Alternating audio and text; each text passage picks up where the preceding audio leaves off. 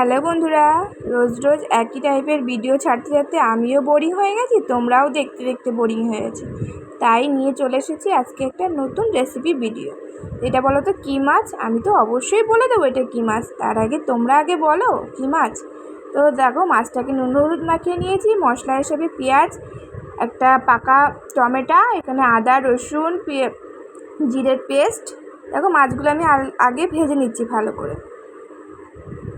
এবার আলুটাকেও ভালো করে ভেজে নিয়েছি। তোমরা কিন্তু মনে করে বলো কিন্তু এটা কী মাছ, আর না বলতে পারলে আমি তো অবশ্যই বলে দেবো তোমাদেরকে। তো দেখো, তেল গরম হয়ে গেছে, এবার দিয়ে দিলাম জিরে ফোড়ন।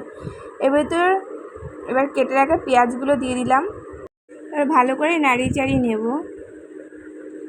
এবার একটু পরিমাণে লবণ দিয়ে দিচ্ছি যাতে পেঁয়াজটা তাড়াতাড়ি নরম হয়ে যায়। আবারও ভালো করে নাড়িয়ে চাড়িয়ে নিচ্ছি। এবার দেখো, কেটে রাখা যে টমেটো আছে, এবার সেটাকে দিয়ে দিলাম। দিয়ে আবারও ভালো করে নাড়িয়ে চাড়িয়ে নিচ্ছি। এবার মশলাটা দিয়ে দিয়েছি। দেখো, তেলটা কী সুন্দর ছেড়েছে। এবার মশলাটা দেওয়ার পরে একটু হলুদ দিয়ে আবারও 5-10 মিনিট ভালো করে কষিয়ে নেব মশলাটাকে।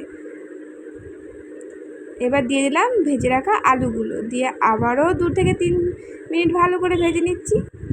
তো এইভাবে যত মশলা কষাবে মাছটা খেতেও ভালো লাগবে, ঝোলটাও বেশ সুন্দর টেস্টি হয়। তো এবার দিয়ে দিলাম পরিমাণ মতন জল দিয়ে ঢাকনা দিয়ে রেখেছিলাম। একবার পলক আসার পরেই আমি ভেজে রাখা মাছগুলোকে দিয়ে দিচ্ছি। তোমরা কি মনে করেছো এটা কী মাছ? তো দেখো, মাছটাকে দিয়ে আবারও আমি ঢেকে দিচ্ছি। ঢেকে দিয়ে 5 মিনিট মতন জাল করে নিয়ে এবার সামান্য পরিমাণ গরম মশলা, আমার ঘরে গুঁড়ো ছিল না তাই আমি বেটেই দিয়ে দিলাম। তোমাদের ঘরে গুঁড়ো থাকলে অবশ্যই দিয়ে দিলাম।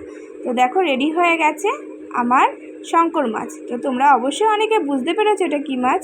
তো কেমন লাগলো অবশ্যই তোমরা জানিও। সবাই খুব ভালো থেকো। টাটা।